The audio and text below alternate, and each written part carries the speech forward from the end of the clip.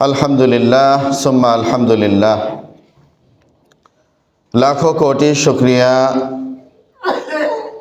ও সুজুদ আদায় করছি ওই মহান আল্লাহ সুবহানাহু ওয়া তাআলার দরবারে, যে মহান আল্লাহ সুবহানাহু ওয়া তাআলা অত্যন্ত দয়া করে, মায়া করে, মহব্বত করে, ভালোবেসে হাজারো লক্ষ কোটি মানুষের মধ্য থেকে যাচাই বাছাই করে আপনাকে আমাকে সপ্তাহের শ্রেষ্ঠতম দিন, শ্রেষ্ঠতম সময় জুমার নামাজের পূর্ব মুহূর্তে কিছু দিনই আলোচনা শোনার জন্য এবং জুমার নামাজ আদায় করার জন্য মসজিদে আসার এবং বসার সুযোগ করে দিয়েছেন, তৌফিক দান করেছেন। সেই মালিকের দরবারে মন প্রাণ উজাড় করে দিয়ে মনের গভীর থেকে উঁচু আওয়াজে আমরা সকলে একবার শুকরিয়া আদায় করছি। সকলে বলি আলহামদুলিল্লাহ। সম্মানিত মুসল্লি ভাইয়েরা, প্রিয় ভাইয়েরা আমার, একটা আয়াতের অংশ বিশেষ কিছু তেলাওয়াত করেছি আপনাদের সামনে পবিত্র কোরআনুল কারীম থেকে। রাসূলুল্লাহ সাল্লাল্লাহু আলাইহি ওয়াসাল্লামের অসংখ্য অগণিত হাদিসের মধ্য থেকে একখানা হাদিস আপনাদের সামনে পাঠ করেছি। ভূমিকা নেওয়ার কোনো সুযোগ নেই, ভূমিকা নেওয়াও যাবে না, কারণ সময় অল্প। আমরা মসজিদে আসতে চাই পরে, যেতে চাই সবার আগে। কথা কি ঠিক বললাম না ভুল বললাম? শয়তান আমাদেরকে মসজিদে ঢুকতে দেয় না। আর যখন মসজিদে আল্লাহ তাআলা আনেন তখন কি হয়, আবার ওই যে শয়তান অসওয়াসা দিতে থাকে, আরে বেটা তোর তো কাজ আছে না, কাজ করতে যাওয়া লাগবে, হ্যাঁ ক্ষুধা লাগছে, তাড়াতাড়ি খাওয়া লাগবে, হ্যাঁ তাড়াতাড়ি বিভিন্ন অসওয়াসা দিয়ে, ধোঁকা দিয়ে আপনাকে আমাকে মসজিদ থেকে যত দ্রুত বের করতে পারে, এতে শয়তানের ফায়দা। যারা বলুন ঠিক কি না? এই জন্য দেখেন বাস্তবতা কি, মসজিদে আসতে বিলম্ব করে যে হুজুরে আলোচনা শুরু করব, নামাজ তো এখনো দেরি আছে। তো নামাজ দেরি আছে, সমস্যা কি? নামাজের আগে কি কোরআন হাদিসের কথা হয় না? কি বলেন, হয় কি না? তাহলে এই কোরআন হাদিসের মজলিস এর অত্যন্ত গুরুত্বপূর্ণ মজলিস। এই মজলিসে বসলেও লাভ আছে। কি বলেন, আছে কি না? এই মজলিসে বসলেও লাভ আছে। হাদিসের মধ্যে এসেছেন আল্লাহর রাসূল সাল্লাল্লাহু আলাইহি ওয়াসাল্লাম বলেন, মানুষ যখন কোরআনুল কারীমের মজলিসে বসে যায়, যতক্ষণ পর্যন্ত মন দিয়ে, দিল দিয়ে মানুষ কোরআন ও হাদিসের আলোচনা শুনবে, ততক্ষণ পর্যন্ত ওই ব্যক্তির আমল নামা থেকে আল্লাহ তাআলা গুনাহগুলো মাফ করে দিতে থাকেন। জোরে বলুন সুবহানাল্লাহ। আমার ভাইয়েরা, শয়তান চায় মানুষ যেন এই নেকের কাজের ভিতরে অংশীদার হতে না পারে, মানুষ যেন নেকের কাজ করতে না পারে। এই জন্য দেখবেন বিভিন্ন ধোঁকা দিয়ে আপনাকে আমাকে কোরআন হাদিসের মজলিস থেকে দূরে রাখার চেষ্টা করে। শয়তান চিন্তা করে, এক নম্বর আল্লাহ তাআলার সাথে চ্যালেঞ্জ করেছি, বনি আদমের জন্য চির অভিশপ্ত হয়ে গেলাম। আল্লাহকে ওয়াদা করেছি, আয় আল্লাহ, আল্লাহর সাথে চ্যালেঞ্জ করলাম, আপনার যত উম্মত এই বনি আদমের কারণে আজকে আমি শয়তান চির অভিশপ্ত হয়ে গেলাম, এই বনি আদমকে আমি জান্নাতের ভিতরে ঢুকতে দিব না। জোরে বলুন নাউজুবিল্লাহ। এই জন্য আমার ভাইরা, শয়তান সবসময় তার চ্যালেঞ্জ বাস্তবায়ন করার জন্য শয়তান সব সময় উঠে পড়ে, মানুষের সামনে লেগে যায়, মানুষের দিলের ভিতরে বসে যায়, মানুষ যেন নেকের কাজের ভিতরে বসতে না পারে। এই জন্য মানুষ দেখবেন কোরআন হাদিসের বয়ানের ভিতরে মানুষ নাই। আর যদি দারোগার খেলা হয়, শয়তানের মজলিসে মানুষের অভাব নাই। জোরে বলুন ঠিক কিনা? শয়তান চায় সব সময় মানুষকে কিভাবে নেকের কাজ থেকে দূরে রাখা যায়। যদি মানুষকে নেকের কাজ থেকে দূরে রাখা যায়, তাহলে সে আল্লাহ তাআলার সাথে যে চ্যালেঞ্জ করেছে, ওই চ্যালেঞ্জের মাধ্যমে তিনি যে শয়তান তার মনের ভিতরে যে রাগ ক্ষোভ, তাহলে শয়তানের রাগ ক্ষোভ মানুষের উপরে ঝেড়ে মানুষকে জাহান্নামের দিকে যদি নিয়ে যেতে পারে, তাহলে শয়তান তার চ্যালেঞ্জের সফলতা পাবে। জোরে বলুন ঠিক কিনা? এই জন্য আমাদের দেখবেন শয়তান সব সময় চেষ্টা করে, না যাইস না, যাইস না, মসজিদে যাইস না, নামাজ তো 1:30 না 2টায় হয়, আমাকে মসজিদে জামাত দুইটাই হয়, যাইস না, কারণ এখানে কথা তো কোরআন হাদিসের কথা যা কইব হুজুর ওগুলা দেখবি তোর বিরুদ্ধে কইব, তোর বিরুদ্ধে লাগবে, কারণ তুই টাস খেলাস, হুজুরে টাসের বিরুদ্ধে কথা কয়, এগুলা তোরই উদ্দেশ্য করেই কইব, না যায় ওই ভালো। হ্যাঁ, তুই বক্স বাজাস, গান বাজাস, এগুলা হুজুরে তোরে উদ্দেশ্য করেই কইব, ওখানে না যাওয়াই ভালো। কি বলেন, মনের ভিতরে এরকম একটা ভাবনা চিন্তা আসে কি না বলেন? এখানে বৈশা চা খা, তাতেই লাভ আছে। হুজুরে যা বলে এগুলো তো সবসময় শোনস। অথচ দেখেন আল্লাহ রাব্বুল আলামিনের কোরআনুল কারীমের কথা যে বলুক না কেন, কালাচড়ায় বলুক আর ধলাচড়ায় বলুক, বড় আলেম বলুক আর ছোট আলেম বলুক, এই কোরআনুল কারীমের কথাই তো বলে, জোরে বলুন ঠিক কিনা? কখন কোন আলেমের কোন কথা আপনার দিলের মধ্যে ডাক কেটে বসে, কোন আলেমের কথাটা আপনার দিলে লেগে যায়, আর ওটার মাধ্যমে আপনি আপনার জীবন পরিবর্তন হয়ে যেতে পারে, জোরে বলুন ঠিক কিনা? এই জন্য আমার ভাইয়েরা, কোরআনুল কারীমের মজলিসে আগে আসবেন না পরে আসবেন? নাকি খেলাধুলা যেখানে চলে, নর্তকীর নাচ যেখানে চলে সেখানে যাবেন? জোরে বলুন কোথায় আসবেন? কোরআনুল কারীমের মজলিসে আসা লাগবে, কারণ হলো হেদায়েত দেওয়ার মালিক কে? আর হেদায়েতের মাধ্যম হলো কোরআন এবং হাদিস, জোরে বলুন ঠিক কিনা? তো এই জন্য আমরা কোরআন হাদিসের আলোচনা শুনতে গেলে সবসময় আগে চলে আসব, কিন্তু আমরা করি কি, যেই কথা বলতেছিলাম, আসি পরে যেতে চাই কি আগে। হুজুর একটু নামাজ দেরিতে পড়াইলেই বারে বারে ঘড়ির দিকে তাকায়, বারে বারে ঘড়ির দিকে তাকায়, কেমন যেন ওনার মনে হয় যে না কি যেন হয়ে গেছে, মানে বাথরুমের ব্যাগ হয়েছে এরকম অবস্থা, কি ঠিক না? হ্যাঁ মুসলমান, চিন্তা করছেন নেকের কাজে বসতে পারেন না কেন? এই জন্য পারেন না, আপনি আপনার দিলটা মরে গেছে, আপনার দিলের মধ্যে শয়তান পায়খানা করে দিয়েছে, জোরে বলুন ঠিক কিনা? মিয়া, মুসলমান নাম দিলে কি মুসলমান হয় নাকি? মুসলমানের কতগুলা কন্ডিশন আছে, আছে না? আছে। যাই হোক, সময় অল্প, এদিকে যাওয়ার সুযোগ নাই, ওদিকে যাব না। কোরআনুল কারীম থেকে একখানা আয়াত তেলাওয়াত করেছি, সে আয়াতের আলোকে কথা বলার জন্য চেষ্টা করব। আল্লাহ রাব্বুল আলামিন কোরআনুল কারীমের মধ্যে বলেন, ইন্নামাল মুমিনুনা ইখওয়াতুন ফাআসলিহু বাইনা আখওয়াইকুম, জোরে বলুন আল্লাহু আকবার। আল্লাহ তাআলা বলেন, নিশ্চয় ইন্নামাল মুমিনুন, নিশ্চয় মুমিনরা, ইখওয়াতুন ফাআসলিহু বাইনা আখওয়াইকুম, একজন মুমিন আরেকজন মুমিনের ভাই। কি বললেন আল্লাহ তাআলা?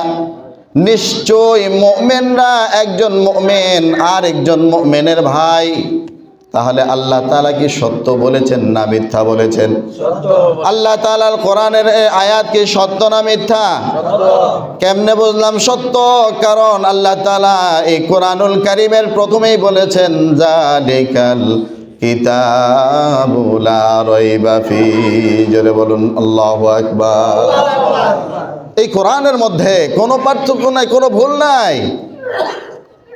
পৃথিবীর সমস্ত অনেক বড় বড় কোরআন হাদিসের বিরোধিতাকারী, ইসলামের বিরোধিতাকারী অনেক নাস্তিকেরা সারা জীবন ভর চেষ্টা করেছে, কিন্তু ১৫০০ বছর পার হয়ে গিয়েছে, আজ পর্যন্ত কোরআনুল কারীমের ভুল ধরতে পারে নাই, জোরে বলুন সুবহানাল্লাহ।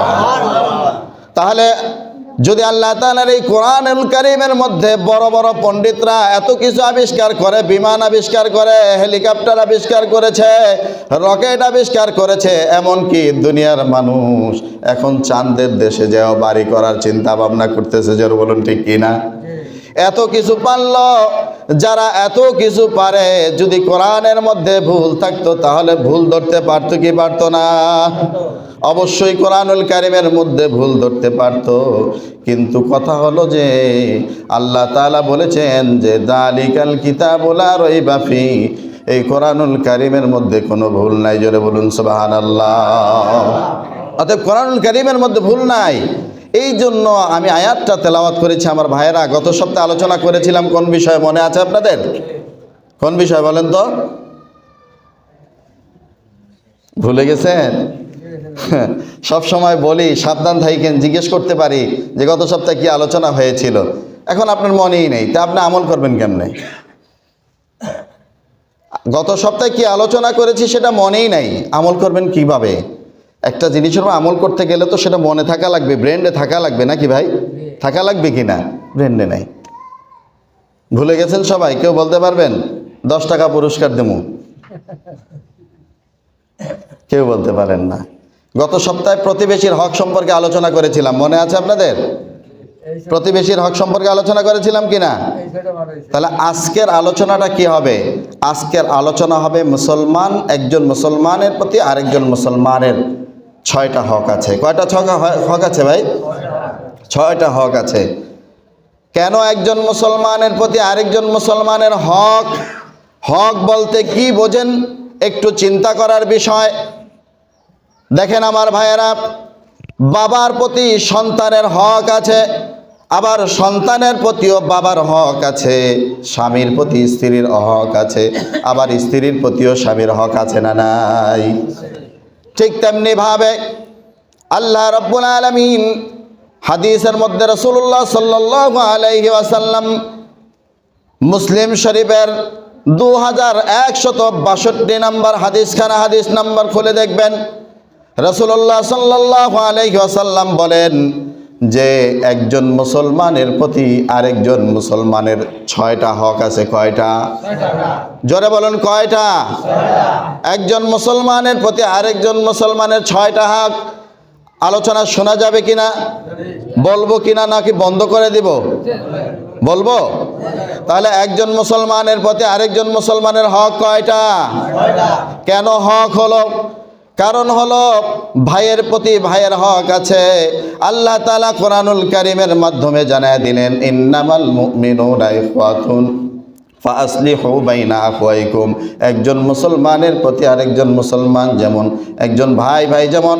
আল্লাহ তাআলা কিন্তু দুনিয়ার ভাই কবরের ভিতরে, হাসরের মাঠে এই দুনিয়ার ভাই আপনাকে পরিচয় দিবে না, কিন্তু একজন মুমিন ভাই আপনাকে হাসরের মাঠে পরিচয় দিবে। যারা বলেন আল্লাহু আকবার।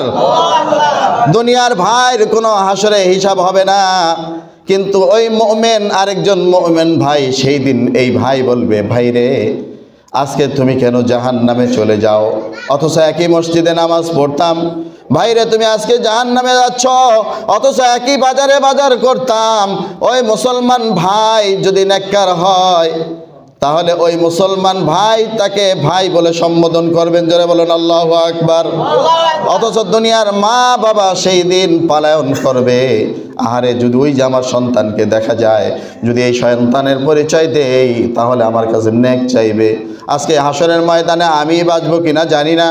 এই জন্য মা পালাবে, বাবা পালাবে, বড় ভাই পালাবে, বোন পালাবে, বোনের কাছ থেকে ভাই পালিয়ে যাবে।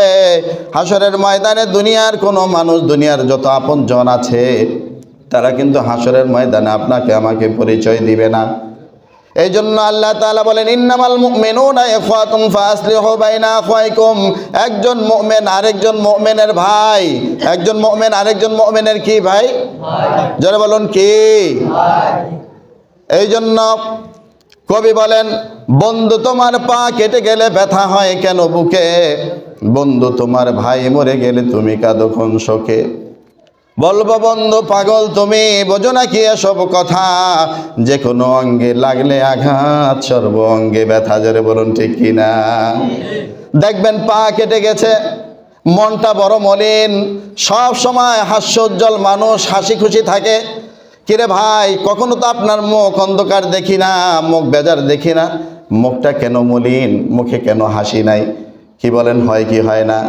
বলছে ভাই মনটা এই জন্য খারাপ, মসজিদে আসতেছিলাম এমন সময় পাটা কেটে গেছে, পায়ে ব্যথা পাইছি। কি বলেন ঠিক কি না? তাহলে মুখ, পা কাটলো আপনার, কিন্তু মুখ কেন বেজার, মুখে হাসি নেই কেন? মাথা ব্যথা হয়েছে, গোটা শরীর খিচ্চা বৈশা থাকেন কেন? আপনার এক হাত অসুস্থ হয়েছে, কেমন যেন আর এক হাত চলে না। জোরে বলুন, যদি আপনার পায়ে ব্যথা লাগে তাহলে আপনার অন্তরে লাগে কি লাগে না? জোরে বলুন, লাগে কি না? যদি আপনার মাথা ব্যথা হয় তাহলে কি আপনার পা সুস্থ লাগে কিনা, নাকি গোটা শরীরটাই অসুস্থ হয়ে যায়? এই জন্য বলা হয়েছে কাজাসাদিন ওয়াহিদ, একজন মুসলমান আরেকজন মুসলমানের ভাই, শুধু তাই নয়, রাসূলুল্লাহ সাল্লাল্লাহু আলাইহি ওয়াসাল্লাম বলেন একজন মুমিন, একজন মুসলমান আরেকজন মুসলমান একটা শরীরের মতো। জোরে বলুন সুবহানাল্লাহ। এই জন্য আমার ভাইয়েরা, পৃথিবীর যেই কোনো প্রান্তে আজকে ফিলিস্তিনের মুসলমানদের উপরে আক্রমণ করা হচ্ছে, ফিলিস্তিনের মুসলমানদেরকে নির্বিচারে হত্যা করা হচ্ছে, বোমা মেরে হত্যা করা হচ্ছে, শিশুদেরকে হত্যা করা হচ্ছে, অথচ ফিলিস্তিনের মুসলমান তাদেরকে হত্যা করা হচ্ছে, কিন্তু আপনার আমার দিলের ভিতরে তাদের প্রতি মায়া আছে না নাই? কি বলেন, আছে না? আছে। কেন আছে? ওই যে রাসূলুল্লাহ সাল্লাল্লাহু আলাইহি ওয়াসাল্লাম কি বলেছেন যে একটা মুসলমান আরেকজন মুসলমানের ভাই, শুধু তাই নয়, একটা মুসলমানের আরেকজন মুসলমানের সাদৃশ্য হলো এমন, পায়ে ব্যথা হলে যেমনি ভাবে হাত অসুস্থ হয়ে যায়, গোটা শরীরটা অসুস্থ হয়ে যায়, পৃথিবীর যেই কোনো জায়গায় একজন মুসলমান যদি অসুস্থ হয়, বিপদে পড়ে, তাহলে বুঝতে হবে, যদি কোনো মুসলমান যদি মনে করে যে না সে অসুস্থ হয়েছে, আমার কি হয়েছে, আমি বলবো আপনি মুসলমান হতে পারেন নাই। জোরে বলুন ঠিক কি না? এই জন্য আমার ভাইয়েরা, একজন মুসলমানের প্রতি আরেকজন মুসলমানের কয়টা হক আছে? 6টা। এক নম্বরে আলোচনা কিন্তু অনেক করা যাবে, বিষয়ের দিকে ঢুকতেই পারি নাই। এক নম্বরে একজন মুসলমানের প্রতি আরেকজন মুসলমানের 6টি হকের মধ্যে 1 নম্বর হক হলো সালাম দেওয়া। কি দেওয়া? জোরে বলুন কি দেওয়া? এই জন্য রাসূলুল্লাহ সাল্লাল্লাহু আলাইহি ওয়াসাল্লাম বললেন আসসালামু ক্বাবলাল কালাম। যখন একজন মুসলমান আরেকজন মুসলমানের জন্য সাথে দেখা হয়, তাহলে সর্বপ্রথম তাদের দায়িত্ব হলো সালাম দেওয়া। আসসালামু আলাইকুম ওয়া রাহমাতুল্লাহি ওয়া বারাকাতুহু। যারা বলুন ঠিক কি না? নাকি আসসালামু আলাইকুম, আসসালামু আলাইকুম? আমাদের তো ডিজিটাল সালাম, সালামের তো কত প্রকার আছে, কি বলেন ঠিক না? সালাম কি কয়েক প্রকার নাকি এক প্রকার? তাহলে আসসালামু আলাইকুম এটা কি সালাম? হ্যাঁ, আসসালামু আলাইকুম বলে না, আসসালামু আলাইকুম বলে কি না? হ্যাঁ, এরকম বিভিন্ন ক্যাটাগরির সালাম বানায় ফেলাইছি আমরা মুসলমান। অথচ আসসালামু আলাইকুম ওয়া রাহমাতুল্লাহ বলে একজন মুসলমান আরেকজন মুসলমানকে সালাম দিবে। জোরে বলুন সুবহানাল্লাহ। কেন সালাম দিবে? এটা হক, এটা হক, এটা ফরজ, এটা ফরজ। দেখেন, একজন মুসলমান আরেকজন মুসলমানকে দেখা হলে সালাম দিবে, আর এই সালামের মাধ্যমে মানুষের মধ্যে পরিবর্তন হয়ে যায়। কেমন পরিবর্তন হয় দেখেন, আমি এতটুকু গ্যারান্টি দিয়ে বলতে পারি, যদি আপনি আপনার সবচাইতে বড় শত্রু যে, তার সামনে যায় মুখে মিষ্টি হাসি রেখা যদি বলেন আসসালামু আলাইকুম ওয়া রাহমাতুল্লাহি ওয়া বারাকাতুহু, আমার ভাইয়ের আল্লাহ রাসূল সাল্লাল্লাহু আলাইহি ওয়াসাল্লাম বলেন, যখন একজন মুসলমান তার শত্রুকে যায়ও সালাম দেয়, রহমতের জন্য দোয়া করে, সালামটা হলো দোয়া। সালামটা কি? দোয়া। সালামটা হলো দোয়া। যখন দোয়া করে আপনার উপরে শান্তি বর্ষিত হোক, বলে বান্দা এই দোয়াটা তার শত্রুর সামনে যায় করতে দেরি হয়, আল্লাহ তাআলা ওই ব্যক্তির উপরে রহমত ঢেলে দিতে দেরি করেন না। জোরে বলুন সুবহানাল্লাহ। এই জন্য দেখবেন শত্রুকে যায় সালাম দিল, শত্রু তার যে মনের রাগ ক্ষোভ যা ছিল সব কিছু সে ভুলে যায়, হাত মিলায় কিনা? জোরে বলুন মিলায় কিনা? এই জন্য শত্রুকে যায় সালাম দিবেন, এই সালামের মাধ্যমে শত্রু আপনার আপন হয়ে যেতে পারে। এই ব্যবস্থা কে করে দিতে পারেন? বলে বলুন কে? আল্লাহ তাআলা করে দিতে পারেন। সালামের ফায়দাও আছে, অনেক ফায়দা আছে। কেমন ফায়দা আছে বলবো? হাদিসের ভিতরে এসেছেন রাসূলুল্লাহ সাল্লাল্লাহু আলাইহি ওয়াসাল্লামের 2 জন সাহাবী উল্লেখযোগ্য, আপনারা নাম জানেন। একজনের নাম হলো আবু বকর, আর একজনের নাম হলো হযরতে ওমর ইবনুল খাত্তাব রাদিয়াল্লাহু তাআলা আনহু। যারা বলেন রাদিয়াল্লাহু তাআলা আনহু। আবু বকর এবং ওমর রাদিয়াল্লাহু তাআলা আনহুর একটি ঘটনা। আবু বকর রাদিয়াল্লাহু তাআলা আনহু খুব বিচক্ষণ মানুষ, নরম তবিয়তের মানুষ, নরম দিলের মানুষ। আবু বকর রাদিয়াল্লাহু তাআলা আনহুর ব্যাপারে হযরতে ওমর ইবনুল খাত্তাব রাদিয়াল্লাহু তাআলা আনহু বলেন যে আমার ভাই আবু বকরের সামনে জীবনে আমি ওমর কোনোদিন আবু বকরের আগে সালাম দিতে পারি নাই। জোরে বলুন সুবহানাল্লাহ। একদিন হঠাৎ করে চিন্তা করলাম, যে না আজকে আমি আবু বকরকে আগে সালাম দিব, জোরে বলুন সুবহানাল্লাহ। হযরতে আবু বকর রাদিয়াল্লাহু তাআলা আনহু দেখলেন যে জান্নাতের ভিতরে আল্লাহ তাআলা একটা চেয়ার রেখে দিয়েছেন, খুব সুদর্শন চেয়ার। চিন্তা করলেন যে এই চেয়ারটা কার জন্য রাখা হয়েছে। এই জন্য জিজ্ঞেস করলেন ফেরেশতাদেরকে, ও ভাই এই চেয়ারটা কার জন্য? বলা হয়েছে আবু বকর এবং ওমর, এই দুইজনের মধ্যে যে আগে সালাম দেয় তার জন্য আল্লাহ তাআলা এই চেয়ারটা নির্ধারণ করে রেখেছেন, জোরে বলুন সুবহানাল্লাহ। এই জন্য আবু বকর রাদিয়াল্লাহু তাআলা আনহু চিন্তা করলেন, সব সময় আমি আগে সালাম দেই আর এই চেয়ারটার মালিক আমি হয়ে গেছি। আমার মনে হয় যদি এই সালামগুলা ওমর আগে দিত, আজকে যদি ওমর আগে দিতে পারে হয়তোবা এই চেয়ারের মালিক ওমর হয়ে যাবে, জোরে বলুন সুবহানাল্লাহ। এই জন্য আবু বকর রাদিয়াল্লাহু তাআলা আনহু অন্যদিন আগে আগে সালাম দিয়ে দেয়, আর ওমর রাদিয়াল্লাহু তাআলা আনহু সালাম দিতে পারে না। আজকে আবু বকর রাদিয়াল্লাহু তাআলা আনহু রাত্রে এই স্বপ্ন দেখার পর আবু বকর রাদিয়াল্লাহু তাআলা আনহু এবং ওমর রাদিয়াল্লাহু তাআলা আনহু দুইজনে মুহাম্মদুর রাসূলুল্লাহ সাল্লাল্লাহু আলাইহি ওয়াসাল্লামের পিছনে ফজরের নামাজ আদায় করার জন্য মসজিদে আসতেছেন। এমন সময় আবু বকর রাদিয়াল্লাহু তাআলা আনহু সালাম দিতে দেরি করে ফেললেন। ওমর রাদিয়াল্লাহু তাআলা আনহু সালাম দিয়ে দিলেন। সালাম দেওয়ার পরে আবু বকর রাদিয়াল্লাহু তাআলা আনহু মুস্কি হাসলেন।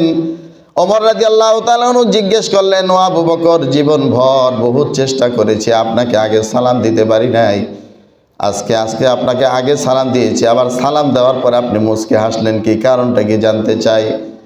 হযরত আবু বকর রাদিয়াল্লাহু তাআলা আনহু বলেন যে ওমর, আজকে রাত্রে আমি স্বপ্ন দেখলাম যে ব্যক্তি আগে সালাম দেয় ওই ব্যক্তির জন্য আল্লাহ তাআলা জান্নাতের ভিতরে একটি নূরের চেয়ার রেখে দিয়েছেন, জোরে বলুন সুবহানাল্লাহ। এই জন্য আমি আবু বকর মনে করলাম যে ওই চেয়ারের যোগ্য আমি নই, এই চেয়ারের যোগ্য হলো ওমর, জোরে বলুন সুবহানাল্লাহ।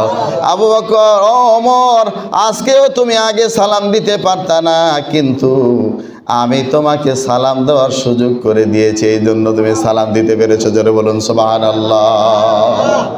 তাহলে সালামের মাধ্যমে মর্যাদা বৃদ্ধি করে দেন কে? জোরে বলুন, মর্যাদা বৃদ্ধি করে দেন কে?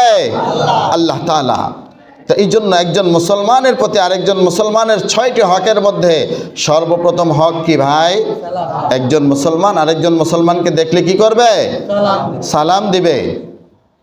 2 নম্বরে হাদিসের মধ্যে এসেছে যে একজন মুসলমান আরেকজন মুসলমান যখন একজন মুসলমান হাঁচি দিবে, হাঁচি দেওয়ার সাথে সাথে মুসলমান বলবে আলহামদুলিল্লাহ। কি বলবে? আলহামদুলিল্লাহ। হাঁচি দেওয়ার সাথে সাথে কি বলতে হয়?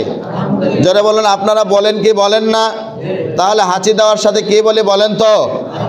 আমরা বলি হাঁচি দেওয়ার সাথে বলি আলহামদুলিল্লাহ। কেন আলহামদুলিল্লাহ বলেন? এটারও একটা কারণ আছে না নাই?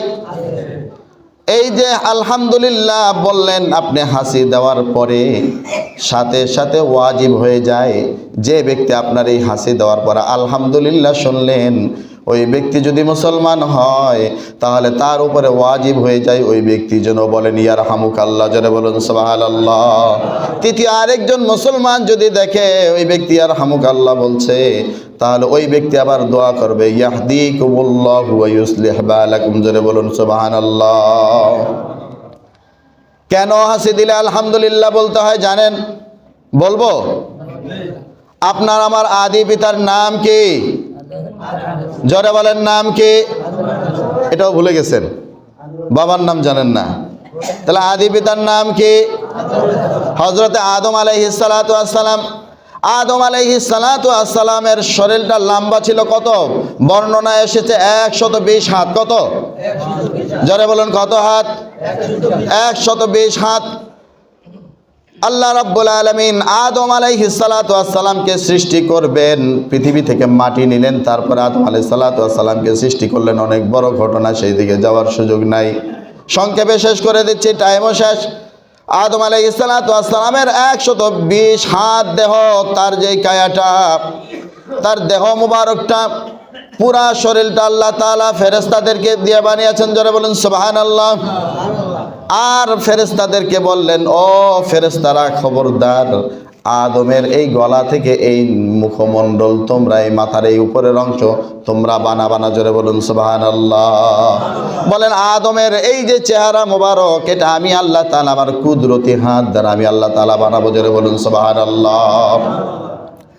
আমার ভাইয়েরা, অনেক লম্বা ঘটনা।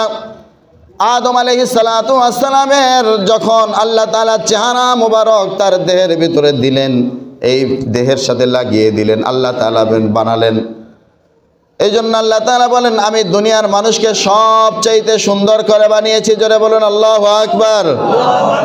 পৃথিবীতে যত মাখলুক আছে, সমস্ত মাখলুককে যদি আমি কম্পেয়ার করি, তাহলে দেখা যাবে মানুষের চেহারাই সবচাইতে সুন্দর। জোরে বলুন সুবহানাল্লাহ।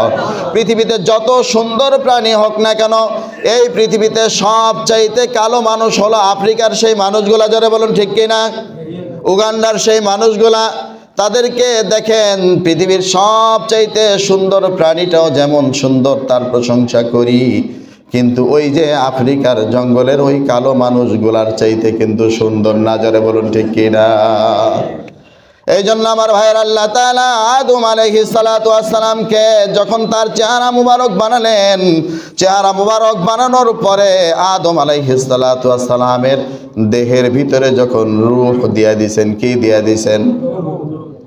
যখন আদম আলাইহিস সালাতু ওয়াস সালামের দেহের মধ্যে রূহ দিয়া দিলেন, ওই যে ফেরেশতারা আদম আলাইহিস সালাতু ওয়াস সালামকে বানালেন। দুনিয়ার মাটির মধ্যে বিভিন্ন জীবাণু, ভাইরাস থাকতে পারে কি পারে না? পারে।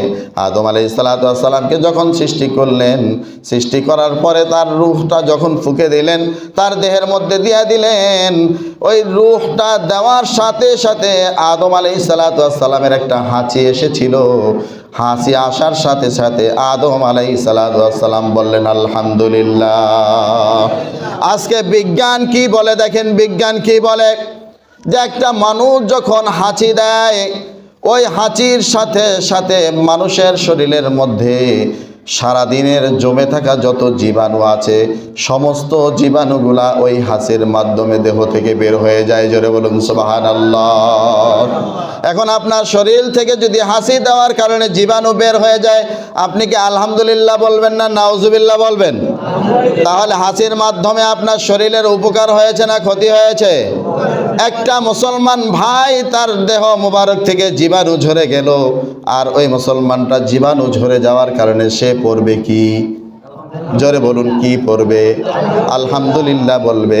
আর একজন মুসলমান, তার ওই মুসলমান ভাইয়ের দেহ থেকে এই জীবাণু বের হয়ে যাওয়ার কারণে মুসলমান ভাই বলবে আলহামদুলিল্লাহ, আর ওই ব্যক্তি শুকরিয়া তান আবার আরেক মুসলমান ভাইয়ের হক হলো, সে বলবে ইয়ারহামুকাল্লাহ। জোরে বলুন সুবহানাল্লাহ। আমার ভাইরা, সময় অনেক সংক্ষেপ, সামনের দিকে আর বাকি চারটা বলতে পারলাম না, দুইটা বললাম। কয়টা? দুইটা বলেছি। একজন মুসলমানের প্রতি আরেকজন মুসলমানের কয়টা হক? যারা বলেন কয়টা? ছয়টা হক। ছয়টা হকের মধ্যে কয়টা বলেছি? দুইটা বলেছি, বাকিটা আগামী জুমায় বলবো ইনশাআল্লাহ। তাহলে এই দুইটার উপর আমল করা যাবে না ইনশাআল্লাহ? তাহলে আমরা কি করব ভাই? একজন মুসলমান আরেকজন মুসলমান ভাইকে দেখলে কি করব? হ্যাঁ, নাকি মুখ গুমরা করে অন্যদিকে ফিরে চলে যাবেন? সেটা করবেন নাকি? হ্যাঁ, মুসলমান, আমরা যেহেতু মুসলমান হয়েছি, তাহলে আমাদেরকে মুসলমানিত্ব মেনেই মুসলমান পরিচয় দেওয়া লাগবে। জোরে বলুন ঠিক কি না? তাহলে একজন মুসলমানের প্রতি আরেকজন মুসলমান ভাইয়ের যেই হক, সেটা হলো ছয়টির মধ্যে দুটা বললাম, বাকি চারটা ইনশাল্লাহ আগামী জমায় আলোচনা করব। সময় যেহেতু সংক্ষেপ, অনেকের জমিতে ধান কাটতেছে, হ্যাঁ, কাজের লোক আছে, হ্যাঁ, এই জন্য আজকে আর আলোচনার সামনেতে দিক দিয়ে দীর্ঘায়িত করলাম না। বাকি চারটি বিষয় নিয়ে ইনশাল্লাহ আগামী জমায় আলোচনা করব। তবে আমাদেরকে এই দুইটা বিষয়ের উপরে, যেহেতু দুইটা বিষয় শুনলাম, এই দুইটা বিষয়ের আমরা পূর্ণ আমল করার চেষ্টা করব। রাজি আছেন ইনশাআল্লাহ? তাহলে এক নম্বরে মুসলমান ভাই আরেকজন মুসলমান ভাইকে দেখলে কি করব ভাই? জোরে বলুন, কি করবেন? সালাম দিবেন। তারপর অন্য কথা, ভাই কেমন আছেন, ভাবি সাহেব ভালো আছে কিনা, খাওয়া দাওয়া হয়েছে কিনা, কোথায় যাচ্ছেন, কি অবস্থা, এগুলো আমরা পরে বলবো। কি বলেন, ঠিক কিনা? এজন্য প্রথমে আমরা সালাম দিব যদি পারি, তারপরে মুসাফাহা করব, তারপর আমরা মুসাফাহার মাধ্যমে কথা শুরু করব। দুই নম্বরে, একজন মুসলমান যখন হাসি দিবে, মুসলমানই যখন অন্যজনে বলবে হাসি দিবে, সেই দিবে, আপনার হাসি আসলে আপনি আলহামদুলিল্লাহ বলা লাগবে না? তাহলে এটাও আপনিও আমল করবেন, এবং অন্য ভাই যখন হাঁচি দিবে আলহামদুলিল্লাহ বলবে, আপনি বলবেন কি বলেন? ইয়ার হামুকাল্লাহ। কি বলবেন? ইয়ার হামুকাল্লাহ। আরেকজন যিনি শুনবেন তিনি বলবেন ইয়াহদিকুমুল্লাহু ওয়া ইউসলিহু বালাকুম, বা হাঁচি দাতা যিনি তিনি আবার এই উত্তরটা দিবেন, এটার ভিতরে বর্ণনা এসেছে। যাই হোক, এই আমল দুটো আমরা করব। রাজি আছি তো ইনশাআল্লাহ? বাকি 4টি বিষয়ে আমরা আগামী জুমায় আলোচনা করব ইনশাআল্লাহ। যতটুকু বললাম আল্লাহ তাআলা আমাদের সকলকে এই 2টা বিষয়ের উপর আমল করার তৌফিক দান করুন। সকলে বলি আমিন। ওয়া আখির দাওয়ানা আনিল হামদুলিল্লাহি রাব্বিল আলামিন।